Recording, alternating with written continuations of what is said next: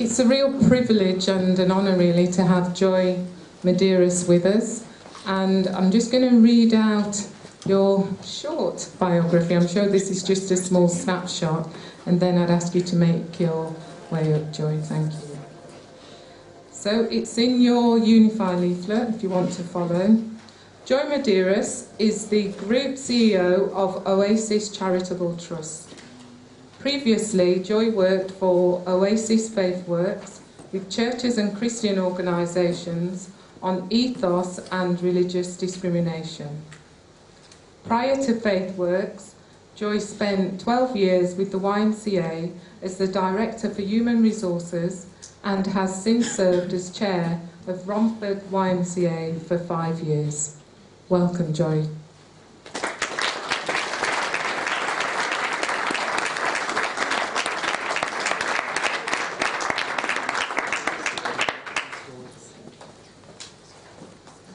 Hello everybody, and may I just first of all apologise for being late this morning.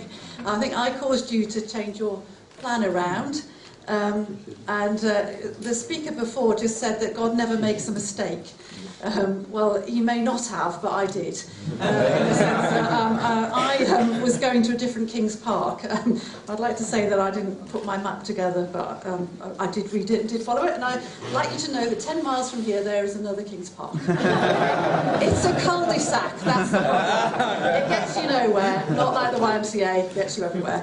But, so thank you for being so kind to me and putting up with me, but thank you most of all for inviting me here. It's a real privilege. It does genuinely feel like coming home after my many years in the YMCA. In fact, I've left the YMCA twice, but I don't think actually the YMCA ever leaves you. So I very much sort of really underline that, because I've gone on working with the YMCA in all sorts of different parts of my working life now. So, for example, in Southampton, with the YMCA's there, I don't think they're called Southampton YMCA anymore, but whatever they're called, we're working with them in opening schools, and I've worked with Ken, and I've worked with the, whatever you call them, National Secretary of England, whatever. Anyway, it's going on, so it's fantastic. But it is a real privilege to be here this morning, particularly to hear what's going on. Not so much even your activities, but what is going on amongst you. God is amongst you. It's most definitely obvious. And I want to say for myself that the YMCA changed my life. It made my work now possible. It changed my perspective on the whole of my life. God ordained the YMCA for very specific purposes. And you are that purpose at the moment. So please, it's just fantastic to hear that is happening amongst you this morning, and I hope that you'll feel that as strong as you do now, when you move out of here, the strength doesn't go, the numbers might not be the same, but the strength is the same. So do remember that. And indeed, in saying that the YMCA never leaves you, I'm now, as I say, working for an organisation called Oasis. Oasis has its headquarters, if you like, in London, in Waterloo. And I just thought I'd throw this in because I only just discovered this a few days ago. George Williams, sorry, let me just explain first of all that the place where we work has offices, and it also has a church. And in the records of the church, it is recorded that George Williams was the secretary, the church secretary of that particular church in 1867. So I think maybe God has more plans for joining things up than even I knew. So I thought you might like to know that. I'll tell you where the church is at another time. Anyway, what about today? Your kingdom come. That's a great message, isn't it? That's what I've been given today. I have to say, I sat at home yesterday afternoon and I couldn't quite work out what I thought God might be saying. And I prayed, and I prayed again, and I prayed again, and I was still not very clear. So I rang Ken. I said, Ken, what's going on at the conference? How is the kingdom coming through the YMCA? And what should I say? Or perhaps more importantly, what should I not say? And Ken said, say what you like. In fact, it was a decision that I shouldn't be advised what was going on the basis that I should bring a message that I felt God had put on my heart. So this is what God has put on my heart for good or for bad. You didn't tell me before, but I'm going to tell you now.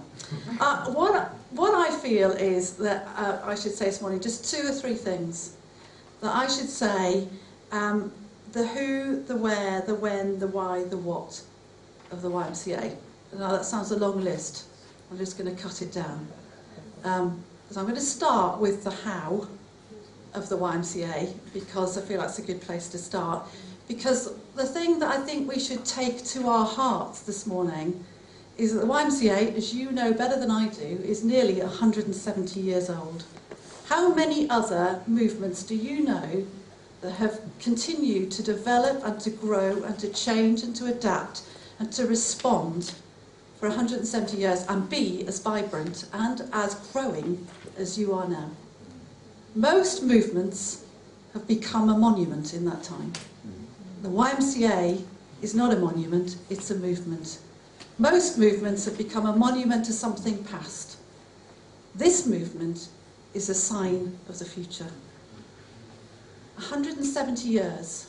Most organisations don't make it. You have. Well done. That's amazing.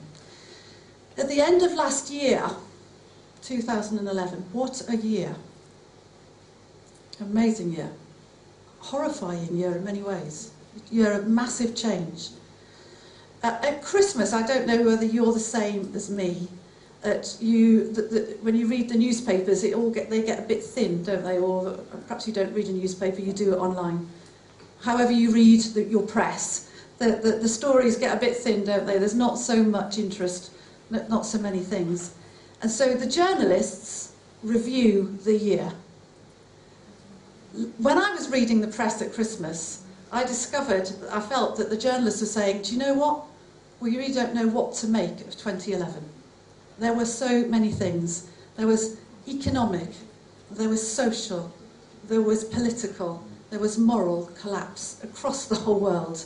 The world was in a state of upheaval and change that most of the journalists couldn't understand. All they simply could do was to report what had gone on, not how they understood it. They were at a loss to understand. So for me, if ever there was a time for the YMCA, it is now, because what the YMCA is capable of doing that most other movements are not capable of doing is responding to change. It's being able to make a response to turmoil and to change that is beyond most people. What you are able to do is to make sense of it and to respond with support, with care, with understanding, with activities, with a place to meet, with concern for people who are going through enormous change. And therefore, if ever there was a time for the movement, it is right now, because there is going to be more change. This world is changing out of all recognition. This country and the rest of Europe, what is going to happen to Europe? Who knows? We don't know, but we know that God knows where we need to go. And if you listen to God, then you'll be sure to be able to make a response. And young people need to know that there are people there who can work it out for them and be alongside them. So the YMCA knows how, and I say to you the time is now. So when and how is now. So that your determination, your responsibility, I think, is to respond to the changes around you, because they are enormous and most people can't work it out. So for me, that's the how and the when of the YMCA. But the what of the YMCA is what is your distinctive, isn't it? Because I think that the one thing that characterises the YMCA more than anything is that you, as a movement, instinctively know God. You know God's mission. You know God's heart for people in community. You know their needs. You, as a movement, have a passion to include everyone. Everyone. Not just a few, not just the many, but everyone. Your passion is to include all. Your commitment is to serve everyone. Your determination is to overcome. And your energy is to persevere. That's what characterises the YMCA from where I see it. And I think that's probably grown even since I saw it last. Those characteristics, those behaviours, are the behaviours of the YMCA. They are the characteristics of Jesus. And by the very way in which you behave, you express God. You live out the purposes of Jesus.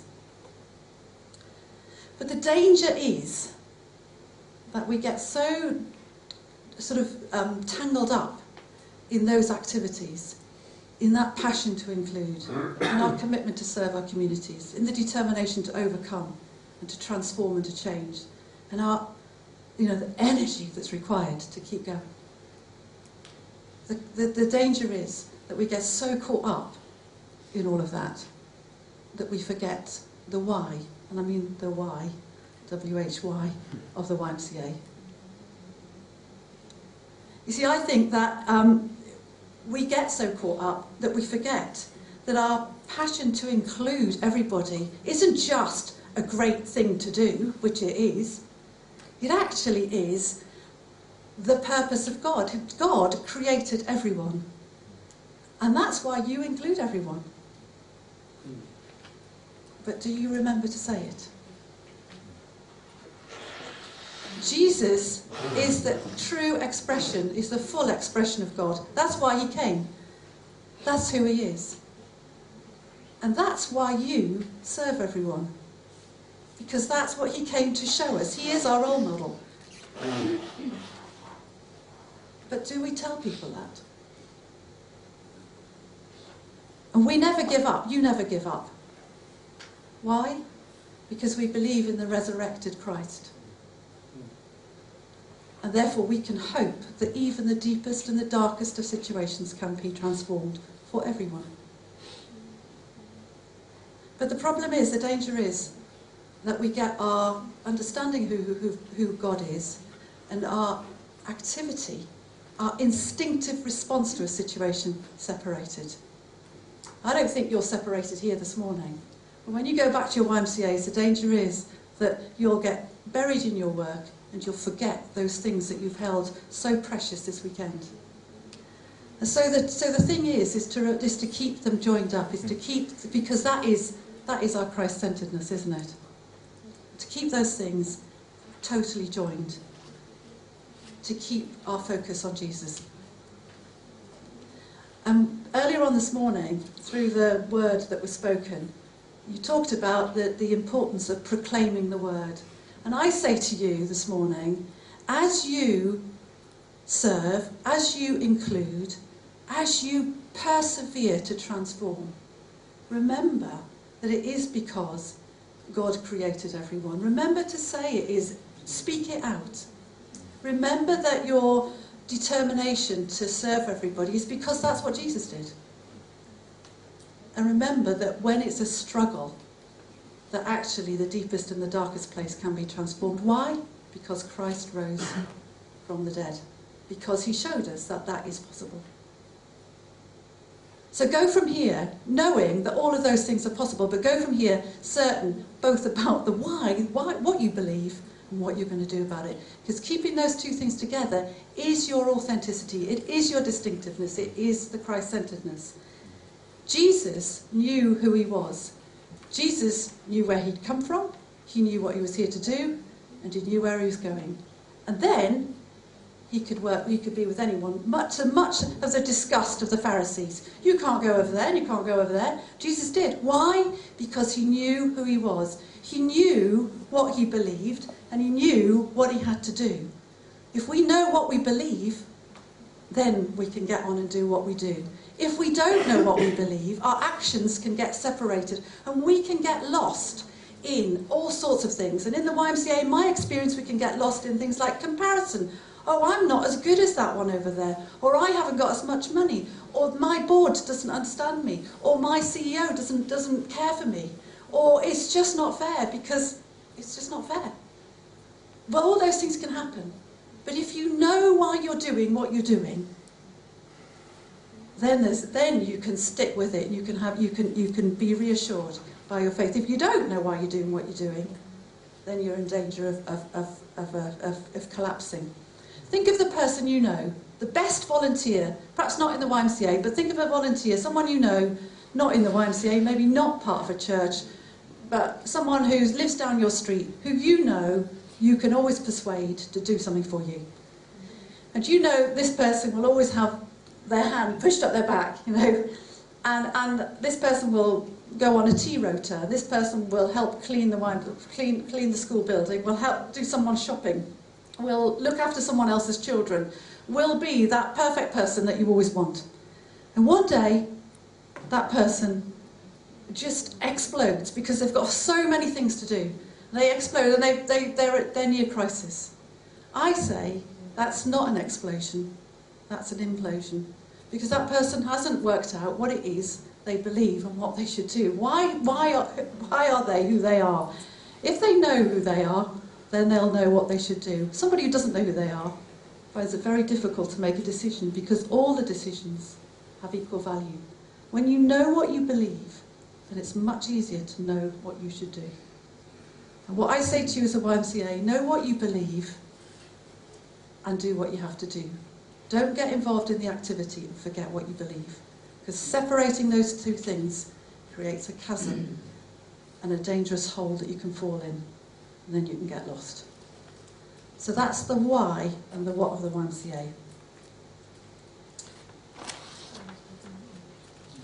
Jesus told us, he wanted us to understand that, like a musician, he wanted us not to play just to the rules, but he wanted us to understand the notes so that we could play the tune. You know a jazz musician? You know a jazz musician, how they can understand, they can read the notes, they can play the tune, and then they can interpret it. And that's because they've got a great understanding of how the whole thing works, what the notes mean to each other. And then they can use any of the notes because they can put them together and make a tune. A tune according to the circumstances. Jesus teaches us to kind of operate our lives like a jazz song. Because he says, you need to understand who I am, but you need to put it into context of the situation that you're in. Don't be pulled back by the rules. Understand who I am and apply it to the situation. And then you'll find that life comes together in situations that you're working in. So I just want to finish with this, a reminder really of John's picture of Jesus when Jesus came into the world. John said of Jesus, you know, he is two things to us. He is both truth and he is grace. And those two things coming together mean that he is fully who we need, who we've always believed him to be, and who we want, how we need to behave. So I'm really saying to you this morning, don't forget what you believe. Be true to who you believe and act it out. Don't get back into your activities and forget who Jesus is. Remember that that's what you're here for and that's where you come from. However distance, however far away you feel that you are from this particular assembly and anything else that you're about, remember how those two things connect. So thank you for the invitation this morning. I've really enjoyed being here. I've really enjoyed listening to what you have to say. I'm really, really inspired. I really do think that if you feel that the YMCA is being renewed, I'm absolutely certain that God is renewing you for a purpose. And I want you to be hopeful. I want you to be excited. I want you to think that the impossible is possible. Never think that you can't ask God for what you think is impossible, because God is just waiting to be asked. Remember that you are a worldwide movement that has gone on for 170 years and has got many hundreds of years to go. And remember where you are in the chain of things. Remember that God has ordained you for this moment, not for the next, for this, right now, in order to make sure that the next moment actually happens. Remember that you have got a huge amount to offer the world. Remember that actually what you understand is often what your local churches don't understand. Remember that you've got the freedom to put some of the stuff that they find so difficult into action. Remember that you can be a message to them. Remember that when they don't understand you, it's not that they don't want to know about you. It's because they need to get to understand what you understand. Remember that you're here for a time such as this. Remember that the world doesn't get it. Think about those journalists who can only comment. They don't know what their response should be. Remember that they need to understand. Remember that they don't know the story. Remember that you do know the story. Remember that you know where the story started. Remember that you know why Jesus came. And remember that you know that there's an end to this story. And remember to know that it's a good end. When John said in Revelation that there will be no more tears, and there'll be no more mourning, and there'll be no more death, that's a happy end. That's a good end. That's an end worth working for. And when you know what you're about, like I said earlier, then you can start being who you are. Then you know which decisions to make. Then you know how much time to spend. Then you know which people to go and get. Then you'll know. Because this story has a good end. The stories that we read in our newspaper are stories that none of us know where things are going. None of us know what's going to happen to Europe. None of us know what's going to happen to the euro. None of us know what's going to happen tomorrow. But you know the story that you are in. You know that this story belongs to Jesus, and you know that the story has a good end. You therefore need to make sure that you play your part in that story. And I'm certain that from what I've heard this morning, you will. Thank you.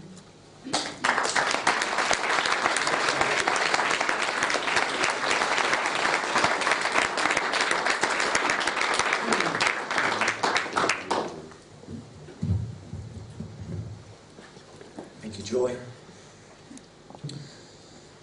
Some of you will know the organisation that Joy works for, Oasis Trust, and it does a fabulous and tremendous God-led work across the UK and now in different parts of the world. So thank you, Joy, for that. We really do feel encouraged by it. A couple of things that just struck me. Know what you believe and do what you have to do. I think that's a reasonable theme that seems to have run through these last few days. Know what you believe and do what you have to do. Make sure that what you are doing is based upon what you believe. It's interesting, isn't it? Joy mentioned at the beginning that